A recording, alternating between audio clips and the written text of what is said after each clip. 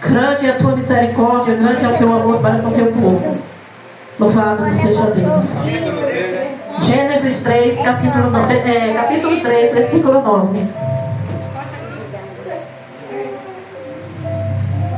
Vamos achar o testamento, viu? Amém.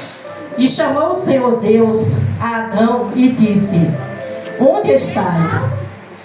E ele disse: ouvi a tua voz no jardim e temi, porque estava nu e escondi-me. E Deus disse: quem te mostrou que estavas nu? Comeste tu da árvore que te ordenei que não comesse? Louvado seja Deus. Aleluia, Jesus. Aleluia. Glorificado e exaltado é o nome. Glória a Deus. A gente vê aqui nessa passagem, né, que pecado desde o início nos mostra o quê? Vergonha.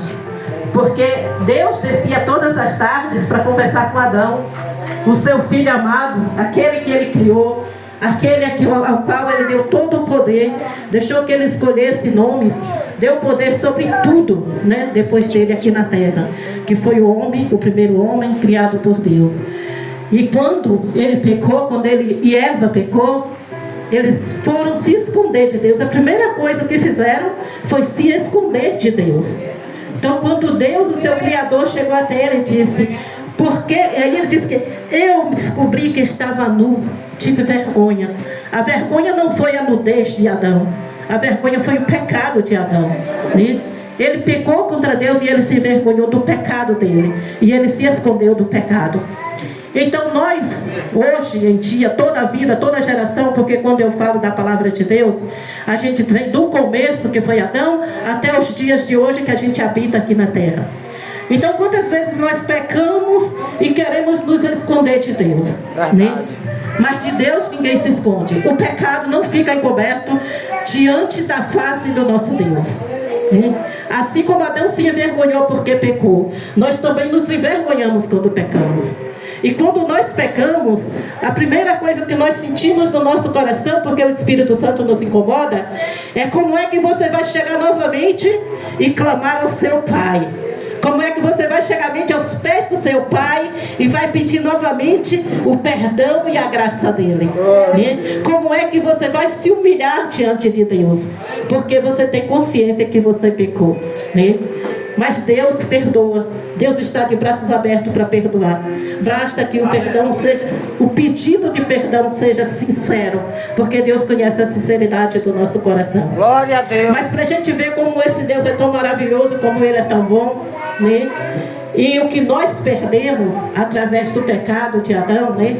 Aqui no versículo 22 ele diz aqui: então disse o Senhor Deus: eis que o homem é como um de nós, sabendo o bem e o mal. Ora, pois, agora não estenda a sua mão e tome também da árvore da vida e coma e viva eternamente, né? O que Deus criou para nós foi a eternidade, né? Ele não nos criou para que a gente morresse. Aqui na palavra dele ele diz: ele colocou um anjo diante daquela árvore da vida, para que o homem não comesse daquela fruto, não tivesse a vida eterna, porque ele já tinha saído dos planos iniciais de Deus, porque ele já tinha pecado, já tinha se envergonhado, e agora ele ia ter que viver de uma outra forma. Ele ia ter que viver de acordo com outras regras, porque tudo de bom, tudo de lindo que Deus deu para ele, preparou brasa, tudo que Deus colocou nas mãos dele, eles destruíram, eles jogaram fora, né? E nós, como descendentes, vimos arcando com as consequências dia por dia, né? Ano após ano, séculos, milênio, a gente vem perseverando, né, na presença de Deus, tentando nos redimir, né, dos nossos pecados, das nossas falhas, das nossas fraquezas, né? Buscando ter sinceridade com Deus e sempre procurando a forma como a gente vai nos achegar cada dia mais a esse Deus. Procurando saber como que Deus vai aceitar a nossa oração, a nossa adoração, o nosso procedimento, como vai aceitar a nossa sinceridade, né? E tudo isso é o Espírito Santo que nos revela. Porque quando nós nos dobramos e nos humilhamos diante do altar do Senhor, O Espírito Santo nos revela aquilo que Deus quer para nós.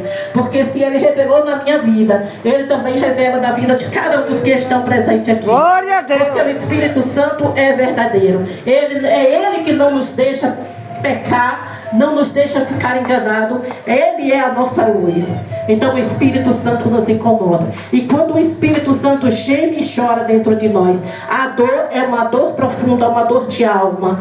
Eu sei que pessoas aqui que já têm intimidade com Deus, com o Espírito Santo já fez chorar diante de algumas situações da nossa família ou dentro da igreja, e o choro e o gemer do Espírito Santo dentro de nós é doloroso, porque não sai lágrima, você chora por dentro e tudo por dentro fica dolorido, tudo fica magoado e você não consegue botar as lágrimas para fora, porque é o Espírito Santo chorando, é o Espírito Santo clamando, e Ele clama pela nossa sinceridade, Ele clama pela nossa disposição para servir ao nosso Deus. Ele clama para que a gente alcance as misericórdias de Deus. Porque se nós não nos chegarmos cada dia mais diante do altar do Senhor, se não formos sinceros com o nosso Deus, se não andarmos segundo os seus estatutos, irmãos, vai ser difícil a gente alcançar as graças do nosso Deus. Porque Deus tem bênção para nós, Deus tem misericórdias para nós. Não é bênção material, não é carro, não é casa, não é nada disso não. É a bênção espiritual que Ele tem para nos dar, para que a gente possa também levar adiante essas bênçãos. Porque como diz lá, joga o teu pão nas águas e depois tu pode dividir com muitos.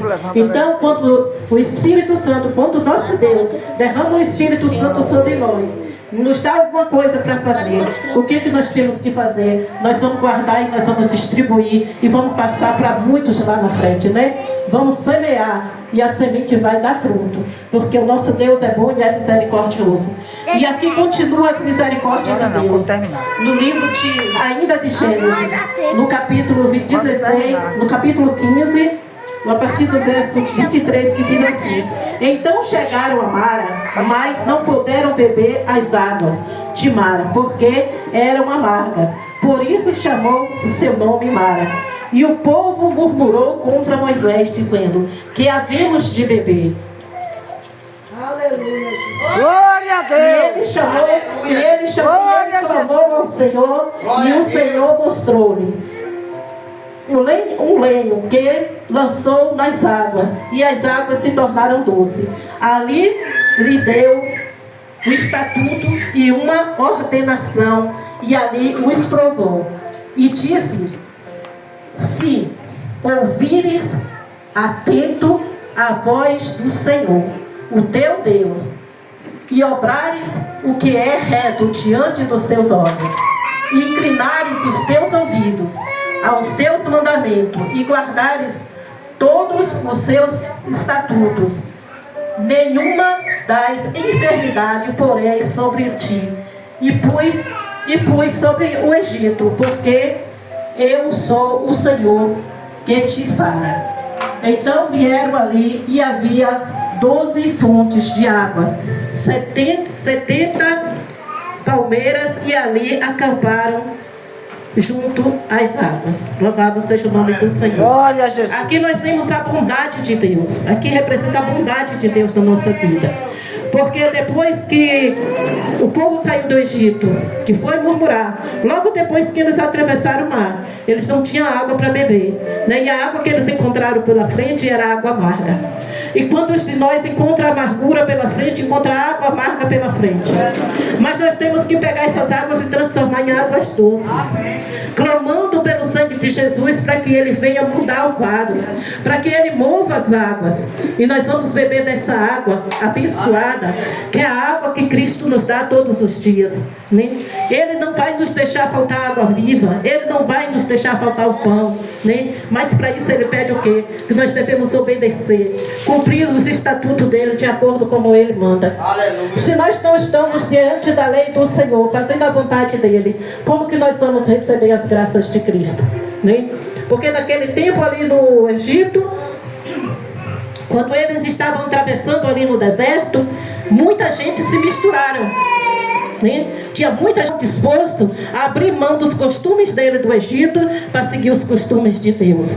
Eles ansiavam pelas cebolas, pelas comidas do Egito, né? Mesmo que eles fossem chicoteados, mesmo que eles fossem humilhados, mas eles queriam continuar no Egito, né? E ali, quando eles saíram no meio daquele deserto, eles começaram a murmurar e começaram a falar do nosso Deus. Mas o nosso Deus, mesmo assim, através de Moisés, com as orações de Moisés, a fidelidade de Moisés, cuidou daquele povo do começo até o fim, não deixando aquele povo faltar nada, né? Não deixou faltar água, não deixou faltar o alimento, não deixou faltar a saúde, não deixou faltar sandálias, né? Mas para isso só tinha que fazer só uma coisa: obedecer a Deus, cumprir os estatutos dele. E nós vemos atualmente e da frente, conforme vai se passando ano após anos, milênios, né? Que as pessoas, de vez em quando, se afastavam dos caminhos de Deus. E em consequência tinham que a escravidão. Eles eram levados como escravos, eram humilhados, né? Muitos morriam com pragas, né? Porque não obedeciam a Deus. Então Deus criou tudo pra gente, tudo de bom, tudo do melhor. Como a gente diz, Ele é o Deus da ouro, é o Deus da prata, é o Deus da fartura, Ele é o eu sou de tudo. Mas se nós não sabemos aproveitar tudo isso que Deus criou para nós, quem está perdendo somos nós, né? Porque não estamos seguindo os mandamentos dele, não estamos sabendo aproveitar a graça que Ele nos dá.